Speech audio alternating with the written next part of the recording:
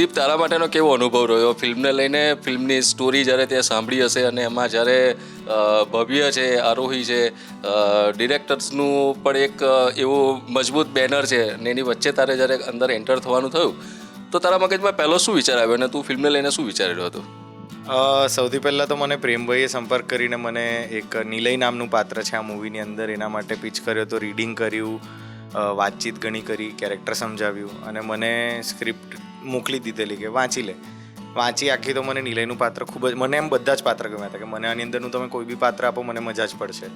એટલે એક નિલયનું પાત્ર આપ્યું ને તેના પછી મને તન્મયના પાત્ર માટે કીધું કે ના, તું હવે આવી જ રહ્યો છે ઓન બોર્ડ, તો let's do Tanmay for you, કે જેની ઉપર કોમેડીનો ને એનો ભાર છે ને તારું કોમિક ટાઈમિંગ બી સારું છે, because I am a stand up comedian also. અને મજા આવી મને એ પાત્ર ભજવવાની, ખૂબ જ મજા આવી. તન્મયને બનાવવા માટે ઓફકોર્સ મારા બંને ડિરેક્ટર્સ, 3 રાઇટર્સનો ખૂબ જ મોટો યોગદાન છે એની અંદર. અને સાથે ખુશ તો હતો જ. ગઈકાલે જ અમે લોકોએ, મારા પેરેન્ટ્સ મને કહેતા હતા કે દીપ તને એકચ્યુઅલી અંદરથી કેવું ફીલ થાય છે? મેં કીધું કેમ?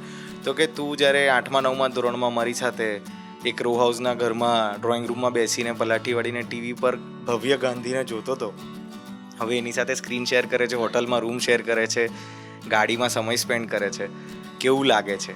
પછી નાટકો 102 નોટ આઉટ આપણે લોકો થિયેટરમાં જોવા જતા હતા અને ત્યારે તે પ્રેમભાઈને ત્યાં આગળ પરફોર્મ કરતા જો, અને આજે એમના ડિરેક્શનની અંડર તું કામ કરે છે, તને કેવું લાગે છે? ને આ બધું વિચાર્યું મેં. એટલું બધું હતું ને, મને એમ જ હતું કે yes, this is just another movie which is going to add value to my profile, but now it has added value to my life, કે એક સર્કલ આખું કમ્પ્લીટ થઈ રહ્યું છે મારા માટે. સો હું બહુ જ ખુશ છું આ મૂવીથી.